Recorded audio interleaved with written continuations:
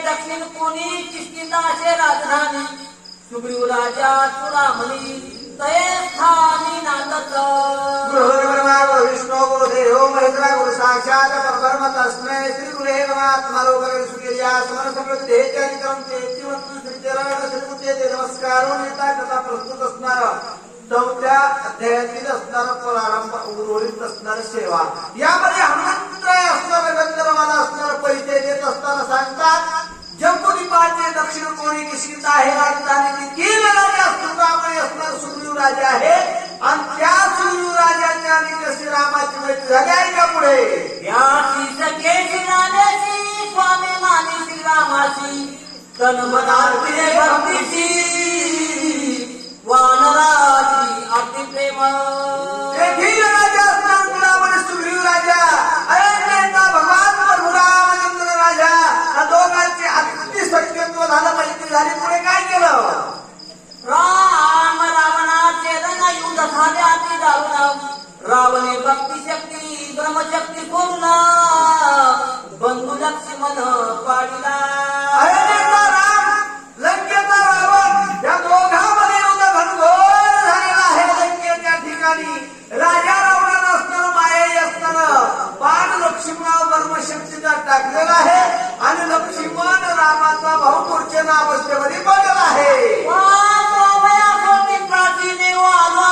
विघ्न न कराव्या माझी नमन तुमाची मी करीतो तुम्हाला हात जोडतो पाया पडतो त्या लक्ष्मणाला वाचवण्यासाठी असणारा औषधी देण्यासाठी आलं मला विघ्न करू नका वेळ घालवू नका बोला हृदय का बसती प्राण दिलं उर्मिला पती म्हणून औषधी मध्ये रात्री नेऊन चिती मी आलो तुम्ही सर्व दिवस येतो मध्यरात्री येण्याचं काय कारण आहे तर असणारं सूर्योदय झाल्याच्या नंतर ब्रह्मशक्तीला वरदान आहे त्याच्यावर औषधी जर सूर्योदयाच्या अगोदर मिळाल्या तर लक्ष्मण वाचेल आणि सूर्याचे किरण पडल्यावर औषधी सापडणार नाही तर लक्ष्मण वाचणार नाही म्हणून मध्यरात्री आलो रामाचे किंकर माझे नाम हनुमान वीर मार्ग सत्वर मद द्यावा सुग्रीव सहित आम्ही वानर वीर आम्ही रामाचे सेवक झालो माझं नाव हनुमान वीर आहे म्हणजे मार्ग लवकर द्या अजून काय म्हणतात स्वामी कार्यासाठी पुन्हा सर्वता करून येईल पुढील अशी करिता छळन वीरकुनंदन शोभेल स्वामींच्या कार्यात असणारा अडथळा आणूनही विघ्न करू नये नाहीतर स्वामीला राग येतो बोला आयशे बोलता कपी केसरी गंधर्व सरसावले भारी एवढी राम सुग्रीवाची भोरी औषधी रात्री निवालो गंधर्व बोलणारे वाहा मोठ्या मोठ्याचे नाव सांगून निष्ठून जायचं बघाले म्हणजे कोटला राम अरे काय याचं काम मध्यरात्री आले औषधी आला बघाले अजून सकळ सैन्य सरसावले मारावयाची झाले गदा परिगती कट भाले वर्षो लागले चमकाले आणि तेवढ्यामध्ये असे असणारे गंधर्व बोलल्याच्या नंतर सगळ्यात मध्ये आलं त्वरित धरा मारा तेवढ्यामध्ये सगळ्यांनी हातातले शस्त्रास्त्र घेतले मारुती राहायच्या अंगावर टाकू लागले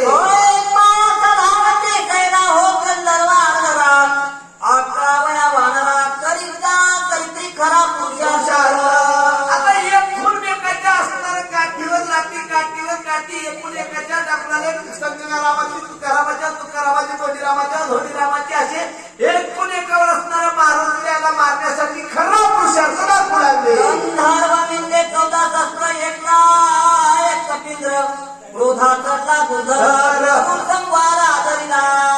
आता बघा मारुतीने विचार केला हे 14,000 असणारे विनाकारण बेजार झाले यायला चमत्कार दाखवल्याशिवाय जमत नाही मारुतीने काय केलं रूपे वाणा दारुणा रोमे खांतकी संपूर्ण भयानक दिशे चिन्ह कपिंद्र दान खवलना मारुतीने रूपे वाणा दारुण मारुतीने भयानक विक्राळ रूप धारण केलं आणि काय केलं म्हणतात एक मुष्टिघात मारले एक दाता दाता उरले ते कुची बांधले माग आपले खडके देशी मारुतीने काही असणार मुठीनं मारले, काही असणार गळ्याला असणार मानाखाली असणार दाबून मारले होटाने खाली, काही असणार पायाखाली तुडले उरले सुले शब्दात असणार सगळ्याचा भाला मारला गर गर गर गर गर फिरत नगरावर पिलवला.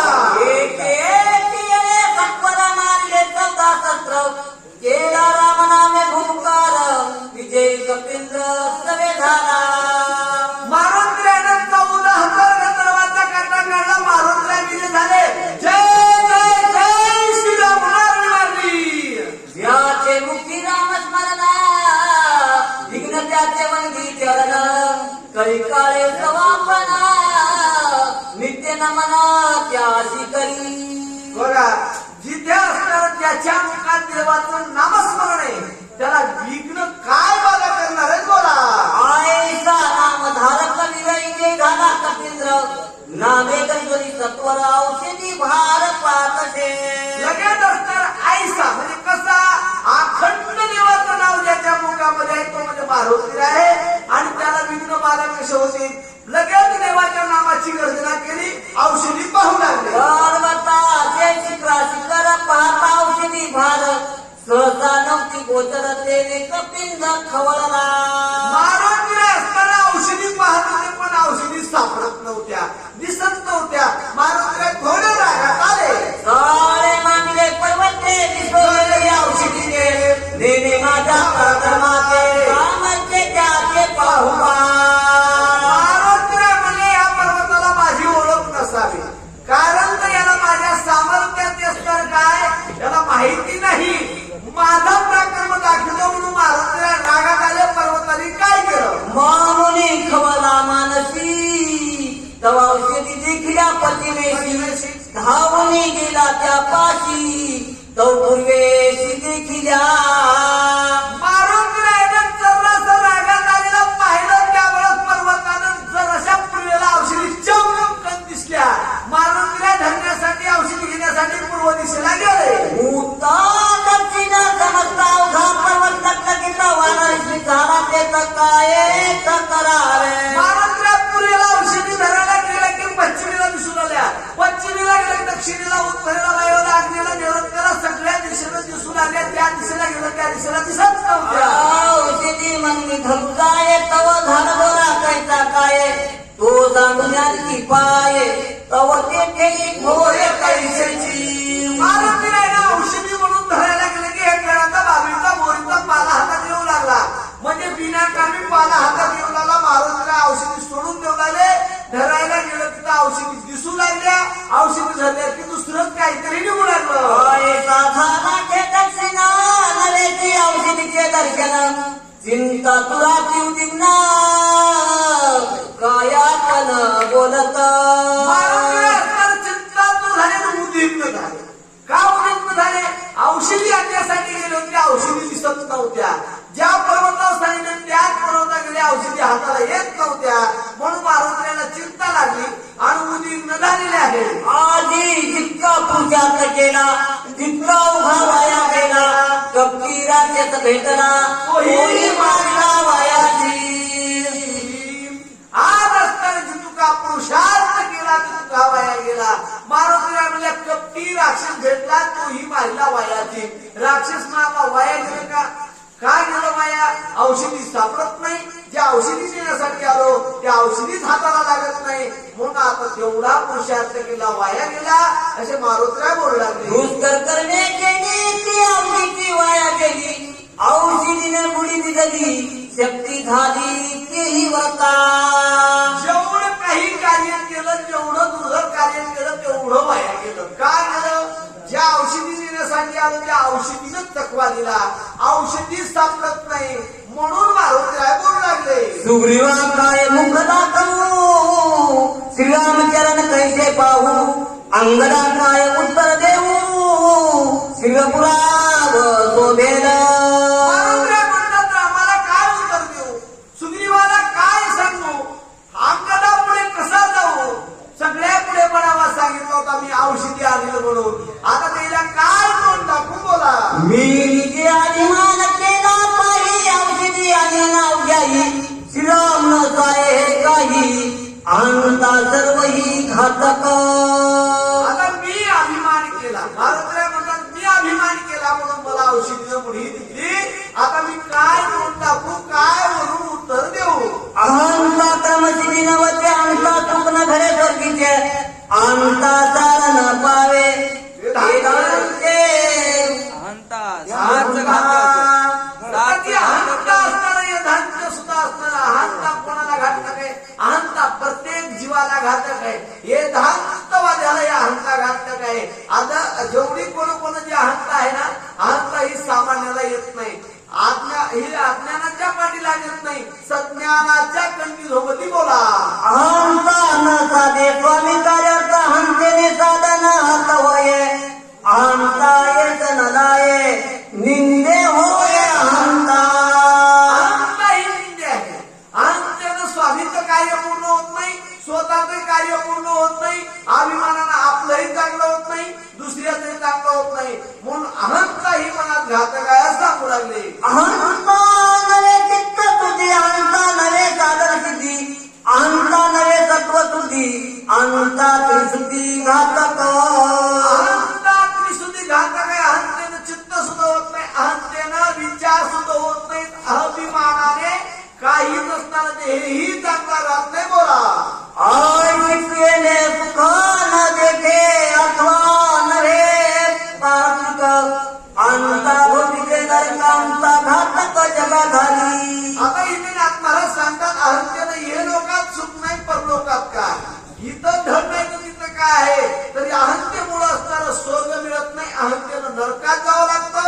अहंतेनं इथंही सुख मिळत नाही, मेल्यानंतर स्वर्गात जाता येत नाही, नरकात जावं लागतं. हे दुःख आहे. हे अंता व्यापना श्रीरामासमुख केली दान तेने नागवलो संपूर्ण औषधी दर्शन नवे माझ. हनुमंतराय म्हणतात की हंताने रामाच्या समोर केली म्हणून मला औषधीनं मुळी दिली. औषधी सापडल्या नाही. मारुतीराने काय अभिमान केला. दुसऱ्या अध्यायामध्ये हनुमंतराय म्हणतात की मदसारी काढत असता स्वामीस एवढी कोण चिंता दुर्धर औषधी समजता शेणार्धात. आणि मग असं मी रामापुढे म्हणतो होतो म्हणून मला औषधीनं मुळी दिली बोला. मन ती हनुमान पामर केले औषधी समारंभ जिद्दी आणि लेखत्वार पाले काही रमकट. जर असताना औषधी म्हणून ज्या काही असणारं सापडल्या त्या भारा बांधून औषधी घेऊ तर कळ नाही गेल्यावर एकाला आणलंय असं म्हणतील बोला. काय विचार करू आता उपडोनी वनस्पती समजता भारा बांधून नेता होईल. महाराजांमध्ये सगळ्या जे काही वनस्पती आहेत ते असणाऱ्या शक्तीमध्ये उपटून भारा बांधून नेऊ तर तिथं एकही कामात येईना गेल्यावर मग काय काय म्हणतील उपासना होईल. तिथं गेल्यानंतर म्हणतील कळण्या गेल्या बाजाराला काला जात होतं. आता म्हणतात बघा आता बाजारामध्ये उन्हाळा आहे, टमाटे चांगले बाजारात नाही आणि दिवस वाढल्या गेल्यावर कळतच नाही कसे आले. घरी आल्यावर कळतात पाणी गळते बद्दल फेकून द्यावं लागतात. मग म्हणतात तुम्हाला कळण्या गेलं का बाजारात टमाटे चांगले आणायचं. हे मध्ये बाजारात आले नव्हते. मग तशी उपासना करण्यापेक्षा काय करावं बोला. धाव पावता श्रीरामा माझा प्राद करी क्षमा वडिलो संतती दुर्गमा सर्वमा पाव भेटी. आता मात्र पार्वतीनं देवाचा धावा मांडला. धाव पावगार घुराया भगवंतात असणारा अंतातून अंतकरणातून असणारा आळवायला सुरुवात. मी तुझे निगबाळता ज्ञान मुलाती उत्तम क्षमा करुणी सकलिक करपावे शक करी मज. म्हणून धाव पावगार घुराया मी तुझा एक बाळक आहे आणि बाळकाला क्षमा करा असे बाळक म्हणून अंतर बोललेले आहे. ऐशी उत्तर चिंता करिता तया कपिनाथा श्रीराम आठवला चिंता बुद्धिदाता निज भक्ता. अशी चिंता हनुमंतरायाला प्रकट झाली आणि त्यावेळेस चित्तामध्ये राम आठवला. रामाचं चिंतन चित्तातून केलं आणि चित्तात असणारं देवाचं चिंतन केल्यावर पार्वतीला बुद्धी दिली. कोण दिली? देवाने दिली. कोणती दिली ऐका. जो काया जाणण्याची चरणारी श्रीरामाची जनाथे तोडाने त्याची राम भक्ताची कृपाळू बघा देवाचा असताना धावा केल्याच्या नंतर देव संकटातून सोडवल्याशिवाय राहत नाही. म्हणून देवाचा धावा केला. कोणी केला? मारुतीरायानं. देवानी कसं मारुतीरायाला संकटातून सोडवलं याच्या पुढे ऐका म्हणतात. बुद्धीची बुद्धी आपणा अंतरात्मा रघुनंदन केले होऊन प्रसन्न कपिनंदन प्रबोधिला. आता बुद्धीची बुद्धी असणारा भगवान प्रभू रामचंद्र त्या बुद्धीची दैवता असणारा ब्रह्मदेव आहे. आणि ब्रह्मदेवाचा जो असणारा विश्वाचा करता तो कोण आहे? तर असणारा विष्णू भगवान म्हणजे राम आहे. त्या रामाने असणारा मारुतीला त्या बुद्धीला चालना दिली, प्रबोधन केलं. आता मारुती पुढच्या वयामध्ये जे काही करतील त्याच्या पुढच्या असणारे वक्ते सांगतील. गोड गोड वाचक, गोड गोड सूचक आलेले आहेत. सर्वांच्या चरणी असणारा झालेली सेवा समर्पित करून पुढील हरी कवा हरी